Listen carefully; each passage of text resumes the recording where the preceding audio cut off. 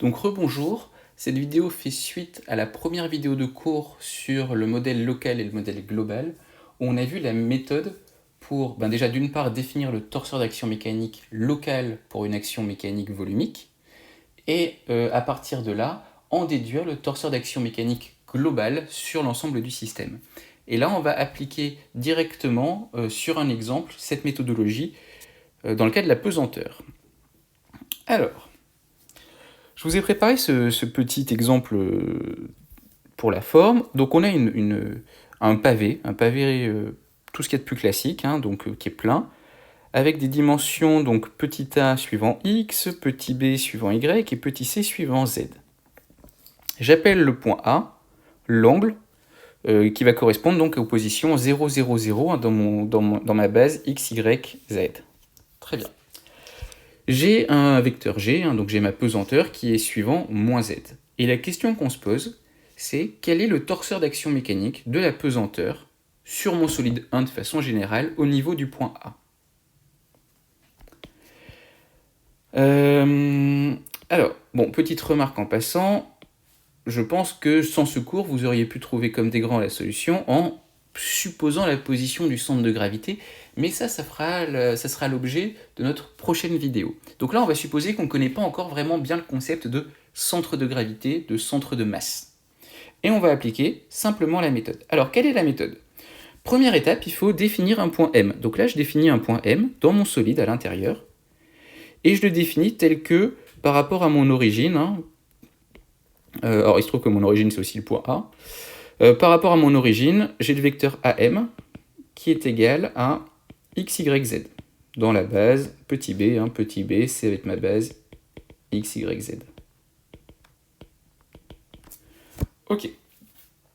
Donc autour de ce point M, je vais pouvoir définir un petit élément de volume. Alors là, d'après vous, on va plutôt raisonner avec un paramétrage cartésien, cylindrique ou sphérique.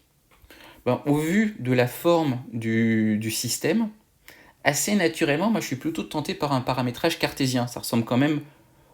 c'est une boîte avec des angles droits partout, etc. Assez naturellement, je me vois assez mal définir un R et un θ. Ça aurait assez peu de sens.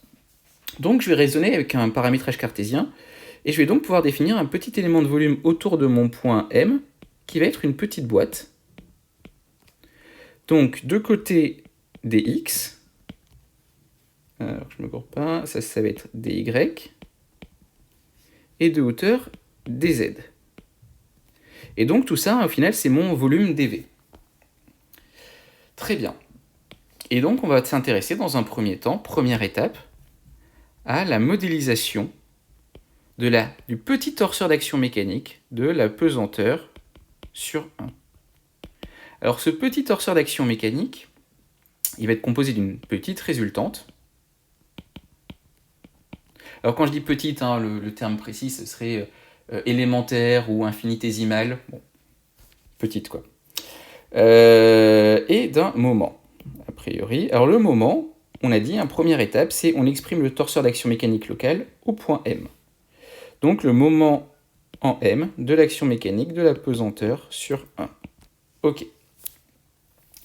Ça, première étape, ça va être de calculer ce torseur. Donc avec, c'est parti.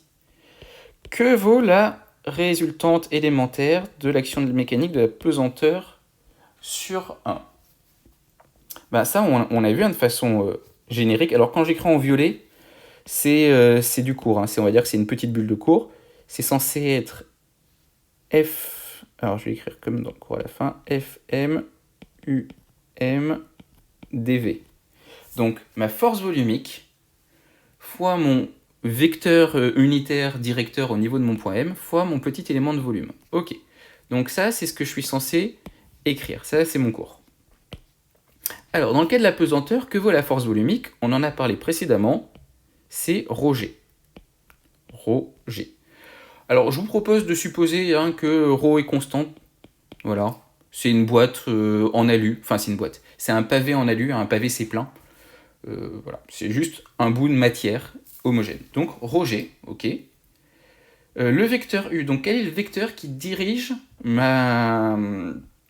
est le vecteur unitaire qui dirige ma force volumique, ben, c'est le vecteur moins z, hein, puisqu'on voit que le vecteur g, il va vers le bas. Donc du coup, ça va être suivant moins z. Ok. Et après, il me reste à définir le petit élément de volume, dv. Alors pour l'instant, je vais garder dv, on remplacera après, hein, je vais juste le marquer à côté, avec dv égale dx, dy, dz. Ok. Donc là, ça c'est bon pour la résultante. Et que vaut le moment? Ben, le moment m de l'action mécanique de la pesanteur sur 1, vu que notre action mécanique locale, c'est une petite force qui s'applique au point M, hein, c'est-à-dire que je peux la représenter. Hein. Là, je vais avoir ma petite force qui s'applique au point M, par exemple comme ceci. Ok, donc ça, c'est mon df de pesanteur, on va dire. Bah, vu qu'elle s'applique au point M, le moment au niveau de mon point M de cette action mécanique va être nul.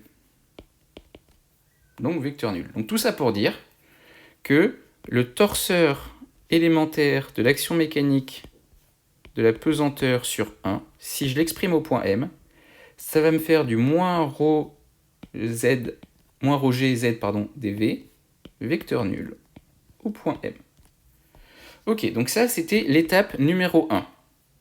Écrire le torseur d'action mécanique local au niveau du point d'application de la petite force élémentaire.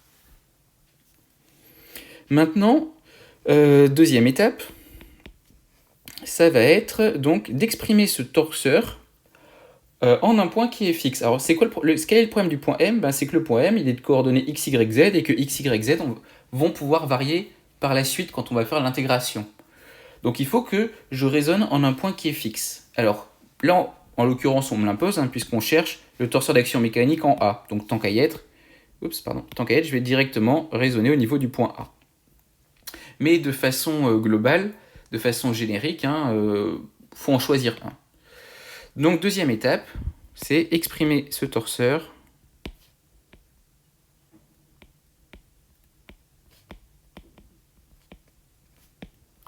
en A. Donc, c'est parti.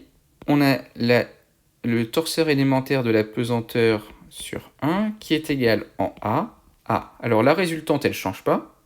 Ça va être moins ρg z dv. Et là, je vais avoir le moment en A de l'action mécanique de la pesanteur sur 1.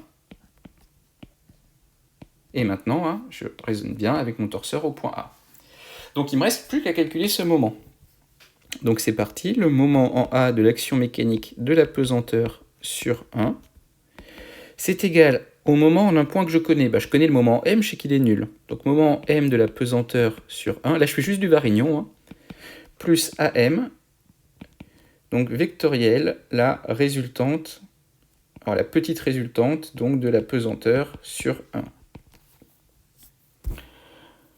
Alors juste peut-être pour regarder un tout petit peu le formalisme, ce que j'ai marqué c'est juste, hein, mais c'est, là je vais le noter sous forme un peu plus formelle pour l'instant. Ok, comme c'est assez cohérent avec mon varignon, c'est les mêmes notations.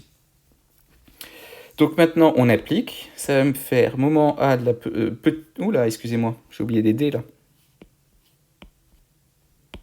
Alors ça va me faire donc le petit moment A de la pesanteur sur 1, ça va être égal au vecteur nul plus AM. Alors AM, je l'ai écrit au-dessus. AM, ça vaut x, y, z dans la base petit b. Ok. Donc x, x plus y, y plus z, z. Vectoriel. Ma petite résultante élémentaire qui vaut donc moins ρ g z dv. Ok, donc là c'est un simple produit vectoriel dans la même base, donc c'est assez tranquille.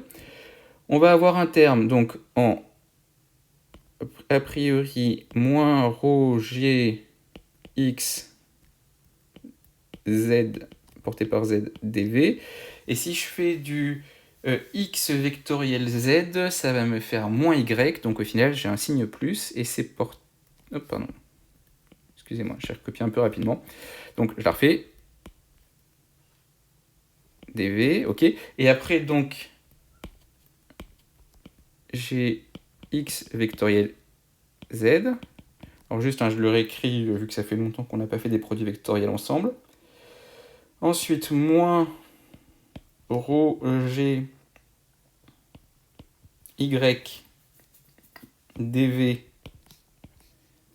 pas besoin de cette parenthèse, donc cette fois-ci c'est y vectoriel z, voilà, donc là je fais juste mes calculs de produit vectoriel.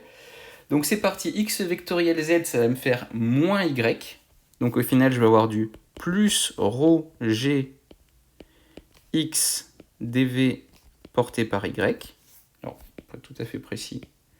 Alors les d on aime bien les mettre à la fin, je vous expliquerai pourquoi juste après, enfin dans la suite des calculs.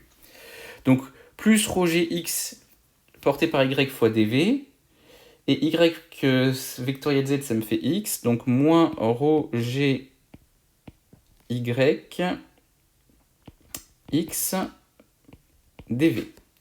Ok, donc tout ça pour dire que je peux écrire mon torseur élémentaire. Encore une fois, hein, pour l'instant, je préfère vraiment bien détailler les calculs. Vous avez le droit de les faire un peu plus vite que ça, vos varignons, hein, c'est pas un souci. Donc tout ça pour dire que le torseur d'action mécanique de la pesanteur sur 1, enfin le torseur d'action mécanique locale de la pesanteur sur 1, ça va être égal à donc, la même résultante, donc moins rho g z dv. Et le moment, je vais avoir donc une composante sur x qui vaut moins rho g y, il faut que je fasse gaffe avec mes g et mes y, x dv, plus rho g x, y, dv. Et donc ça, c'est au point A. Donc là, c'est la deuxième étape. C'est un résultat intermédiaire, hein, mais je les encadre. J'encadre en rouge les résultats qui... Enfin, on va dire les fins d'étape importantes. Donc on a cette fin d'étape et on avait au passage cette fin d'étape. Oh oui, pourquoi ça fait ça? Ok, troisième étape. Il va falloir du coup maintenant intégrer. Donc c'est quoi l'objectif? L'objectif c'est d'écrire simplement que le torseur global de l'action de la mécanique de la pesanteur sur 1, c'est égal à quoi? C'est égal à donc la résultante de la pesanteur sur 1, ok, et le moment donc en A de la pesanteur sur 1. Donc là on arrive sur un formalisme d'écriture qui correspond plus à ce qu'on connaît. Là c'est simplement des torseurs d'action mécanique, ce qu'on appelle globaux, donc c'est ceux qu'on a vus jusqu'à présent. C'est ceux où on a intégré à la limite ce qui se passe sur tout le volume. Alors, avec la résultante de la pesanteur sur 1, ça va être simplement l'intégrale de... alors, ça va être l'intégrale, je vais écrire de façon un peu formelle pour commencer, de mes petites résultantes de la pesanteur sur 1. Intégrale sur mon domaine que je vais appeler oméga. Oméga, c'est une notation hyper classique de matheux physicien pour dire le domaine. Voilà. Alors, V, le volume. C'est plutôt une notation de prof de SI, et oméga, c'est plutôt une notation de physicien. L'idée est la même. Donc je vais intégrer sur mon volume toutes mes petites forces élémentaires. Ok, donc il ne me reste plus qu'à remplacer par l'expression. Donc par le volume, et que valaient mes petites forces élémentaires? C'était moins rho g vecteur z dv. Ok, alors c'est maintenant qu'on va rentrer dans une partie où on va... Je vais vous donner des bouts de résultats de maths incomplets parce que vous avez plus de cours de maths là-dessus. Je crois que vous avez peut-être vu des choses un peu comme ça en physique, donc on en rediscutera lors d'un zoom s'il y a des questions ou des soucis. Donc là, je dois intégrer sur le volume, ok, et j'ai bien un petit élément de volume, super. Bon, mais c'est pas, je sais pas trop ce que ça veut dire, moi, un petit élément de volume. Moi, par contre, je connais mes coordonnées x, y et z. Donc, je vais remplacer dv par son expression. On l'a écrit précédemment, on a dit que dv, je sais plus où j'ai écrit, voilà, ici, que dv, c'est dx fois dy fois dz. Donc, je vais dire que c'est l'intégrale, on va reparler de cette intégrale juste après, de moins rho g z dx, dy, dz. Ok, mais alors là, maintenant, vous pouvez noter un truc intéressant, c'est que tout à l'heure, j'avais un d et une intégrale. Enfin, un d et une intégrale, donc là, Rien de compliqué, ça je sais faire. Moi là maintenant j'ai 3D. J'ai 3D et j'ai un trait d'intégrale, donc j'intègre suivant quoi? X, Y ou Z, j'en sais rien. Enfin, c'est pas très propre. Donc c'est pour ça que là, on va le noter en fait avec 3 intégrales. Quand on fait ça, ça veut dire qu'on va avoir en fait dans l'idée une intégrale, puis une intégrale, puis une intégrale. Vous pouvez voir ça comme des intégrales encapsulées les unes dans les autres. Donc l'intégrale qu'à l'intérieur, elle correspond à x. Donc x varie, alors si je reprends mon schéma, x varie entre 0, la position du point A, et petit a, quand je suis par exemple à ce niveau-là. Ok, donc x va varier entre 0 et petit a. Donc là, ça correspond, on va dire, à cette première intégrale, ici. Ensuite, je vois que j'ai une intégrale suivant y. Bon, y varie entre quoi et quoi? Y varie entre 0 et petit b, si je regarde mon schéma. Donc y va varier entre 0 et petit b. Ok. Et après, alors toutes ces parenthèses, en pratique, on ne les dessine pas. C'est juste pour vous expliquer, pour la première fois, comment ça marche. Et z varie entre quoi et quoi? Z varie entre 0 et petit c. Ok.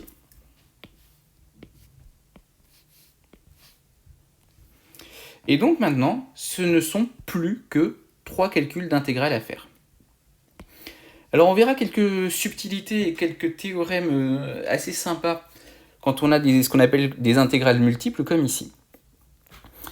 Alors une première façon de voir le problème, qui ne nécessite pas spécialement plus de cours que ce que vous avez fait en maths jusqu'à présent, c'est de dire que quand quelque chose est constant à l'intérieur d'une intégrale, par rapport à la variable d'intégration, je peux le sortir de l'intégrale. Et donc là-dedans, on va réfléchir. Pour la première intégrale, qu'est-ce qui est constant? Est-ce que ρ dépend de la position suivant x? Non. Est-ce que g dépend de la position suivant x? Non. Est-ce que z dépend de la position suivant x? Non. Donc a priori, ρ, g et z, je peux les sortir de la première intégrale. Et le signe moins aussi, j'ai oublié. Je peux faire le même raisonnement avec y et le même raisonnement avec z. Donc ça veut dire que je vais pouvoir faire complètement sortir moins ρ, g, z de ma triple intégrale. Et du coup, je vais me retrouver avec donc moins ρ, g, z intégrale donc de dx, alors, intégrale triple, je vais la réécrire, 0, c, 0, b, 0, a, de dx, dy, dz. Ok. Alors, là, maintenant, on a le choix. Soit on le fait hyper tranquillement et proprement, c'est-à-dire qu'on commence par faire ce calcul d'intégrale, puis se rendre compte que ça ne dépend pas de y et de z, donc on peut sortir le résultat, puis faire le calcul de l'intégrale suivant y, se rendre compte que le résultat ne dépend pas de z, le sortir de l'intégrale, etc., etc. Soit utiliser un résultat de cours de maths que vous verrez sans doute un jour, mais je ne sais pas trop quand, qui consiste à dire que x, y et z, ce sont des variables indépendantes. C'est-à-dire que je peux me promener suivant x, indépendamment de suivant y, indépendamment de suivant z. Premier point. Deuxième point, mes bornes, en bas et en haut, elles sont indépendantes de x, y et z. Du coup, partant de là, on peut faire on peut séparer les intégrales et dire que ça, c'est équivalent à moins ρ, g, z, intégrale de 0 à a dx, intégrale de 0 à b dy, intégrale de 0 à c dz. Ça va revenir au même. Bon, par habitude, j'aime bien faire ça. Mais si vous le faites étape par étape, vous allez trouver la même chose. Pour écrire ce que j'ai écrit, il faut vérifier deux choses. D'une part, que les variables sont indépendantes, ce qui sera globalement le cas quand vous faites un paramétrage classique, donc cartésien, polaire, sphérique. Et d'autre part, ce sera moins souvent le cas que les bornes de mes intégrales sont indépendantes les unes des autres. Enfin, surtout sont indépendantes de mes variables. A, B et C sont indépendantes de X, Y, Z. Bon, et du coup, tout ça pour dire que là, je vais trouver moins ρ, g. Donc, intégrale de dx entre 0 et a, ça va me faire petit a. Intégrale de dy entre 0 et b, ça va me faire petit b. Intégrale de dz entre 0 et c, ça va me faire petit c, porté par z. Alors, tiens, c'est quoi A fois B fois C? Bah, si je reprends mon système, A fois B fois C, ça correspond à 7 longueurs, fois 7 longueurs, fois 7 longueurs. Bah, du coup, c'est le volume de notre boîte. Donc, A fois B fois C, ça va correspondre au volume de notre boîte. Alors, juste le vecteur G, je l'écris à droite. Et du coup, ben, ρ, ça c'est la masse volumique. Donc la masse volumique fois le volume, ça fait quoi? Ben, ça fait la masse. Moins mg porté par z. Voilà, tout ça pour ça. On vient de trouver que l'action mécanique la résultante du torseur d'action mécanique de la pesanteur sur 1, c'est moins mg porté par z. Résultat, au passage, que vous devez connaître par cœur et qu'on a déjà utilisé. Mais là, on l'a démontré hyper proprement.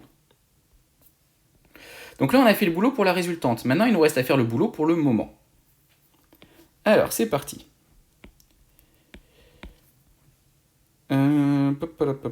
Donc, moment en A de l'action mécanique de la pesanteur sur 1. C'est égal à quoi? Ça va être égal à l'intégrale sur mon volume de mes petits moments élémentaires calculés au point A. Alors attention, ce qui est très important, c'est que quand on calcule, pour calculer le moment en A, on va devoir intégrer les moments élémentaires au point A. C'est pour ça que si vous avez sauté l'étape 2, vous allez écrire n'importe quoi. Donc l'étape 2 est très importante, d'écrire le torseur d'action mécanique local, le petit avec le D, mais au point A. Ça vous évitera de faire des bêtises après. Et maintenant, on applique la même méthode. Donc c'est parti. Vu que j'intègre sur un volume, je vais intégrer sur dx, dy, dz. Donc j'aurai du 0c, 0b, 0a. Alors mon moment élémentaire, je ne vais pas m'embêter. Je vais le recopier pour gagner du temps. Hop, copier. Coller. Alors, juste dans l'idée, je vais mettre le dv en facteur. Et je vais le remplacer par dx, dy, dz. Voilà. C'est tout ce que j'ai fait. dx, dy, dz. Ok. Et donc là, on va faire le même genre de méthode. Alors déjà, première remarque, vous pouvez noter que là, on a une somme. Bon, les intégrales, qu'elles soient simples, doubles, triples, ce que vous voulez, on a toujours l'associativité. Donc ce qui fait que là, je vais pouvoir déjà raisonner en faisant deux intégrales. Une intégrale de 0. Alors, une intégrale... ouais, on va le faire en étapes. Donc 0c, 0b, 0a de moins ρg y x. Donc dx, dy, dz. Plus, du coup, le deuxième terme. Alors, je vous propose déjà, on va calculer le premier. Je vous laisserai calculer le deuxième à la maison pour vous entraîner. Là, je vais m'intéresser juste à ce terme-là. Donc, je fais que la moitié du boulot, entre guillemets. C'est juste pour vous montrer la méthode. Vous pouvez faire le deuxième calcul pour vous entraîner. Donc ça, c'est à finir à la maison. Mais là, on va juste se concentrer sur ce terme-là que je vais appeler alpha. Ok. Alors, alpha égale. Donc là, on va faire le même genre de raisonnement. Est-ce que ρ, g... Alors, est-ce que ρ et g dépendent de x, y ou z? Non. Donc du coup, ρ et g, je vais pouvoir les sortir complètement de l'intégrale, avec le signe moins. Ok.